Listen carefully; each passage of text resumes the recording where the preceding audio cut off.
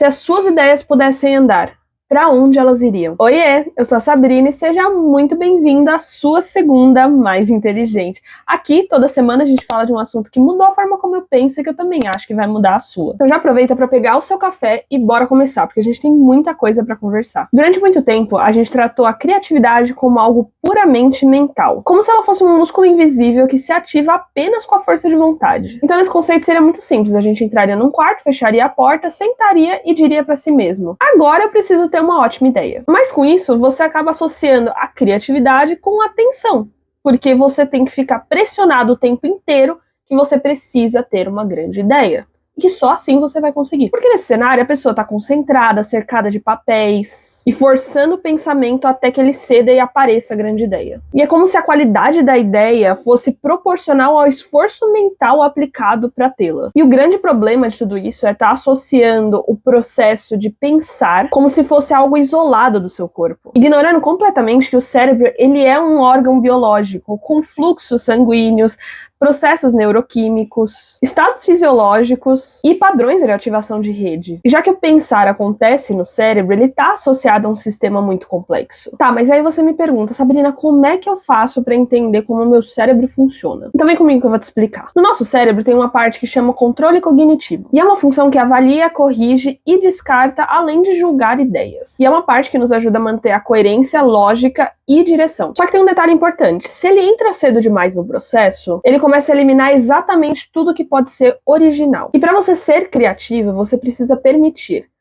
ter ideias, permitir ter pensamentos diferentes. Só que a gente não pode esquecer que as ideias criativas, elas começam meio estranhas e até meio imprecisas. E se a gente cria um filtro tão restritivo, elas não conseguem se desenvolver, porque a gente bloqueia isso antes. Mas uma pesquisa recente de Stanford encontrou a solução para isso. A pesquisa se chama Give Your Idea Some Legs. É uma pesquisa que diz que quando o corpo entra em movimento, o pensamento também se movimenta. Então caminhar, por exemplo, não movimenta só seu corpo, mas também movimenta os padrões dos seus pensamentos. E eu vou te explicar como é que funciona essa pesquisa. Os pesquisadores fizeram testes clássicos de criatividade. Pegaram um grupo de pessoas e colocaram elas sentadas e depois caminhando, tanto na esteira quanto ao ar livre. E o mais legal de tudo é que o resultado foi muito consistente. Enquanto essas pessoas caminhavam, a maioria produzia ideias mais criativas. E mais do que isso, eles conseguiam produzir ideias mais originais. O mais interessante de tudo isso é que não é somente andar que aumenta a criatividade, mas como tudo isso ocorre. Porque assim, quando a gente está sentado, focado, tentando resolver alguma coisa, o nosso cérebro ativa fortemente as regiões do nosso córtex pré-frontal, especialmente as áreas ligadas ao controle executivo. E essa rede do nosso cérebro ela é ótima para análises lógicas, foco e tomadas de decisões. Porque ela tem a função de organizar, limpar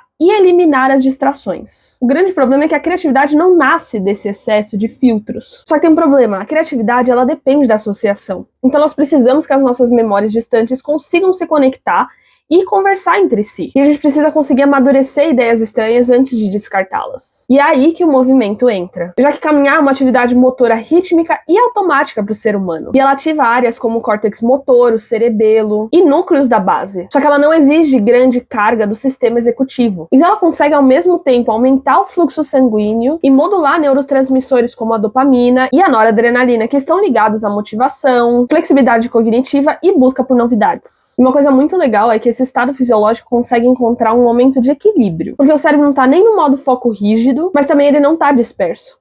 Ele está no estado intermediário. E o nome desse estado intermediário é Default Mode Network, que é a rede associada à imaginação, memória autobiográfica e à simulação mental. E uma coisa interessante é que essa região consegue interagir mais livremente com a rede executiva. Quando essas redes conversam melhor, você está alimentando as conexões incomuns que são a matéria-prima da criatividade. E isso sugere que não é simplesmente o ato de mexer as pernas que importa, mas sim que existe uma mudança de estado cerebral, possivelmente envolvendo a ativação dessas áreas do cérebro. Mas sim que existe uma ativação desse estado cerebral, possivelmente envolvendo a ativação dessas redes, fluxo sanguíneo e modulação neuroquímica, que continua por alguns minutos enquanto você caminha. E às vezes, para que uma ideia ande, você precisa andar primeiro. Então é isso. Não se esqueça de se inscrever no canal e até a próxima segunda.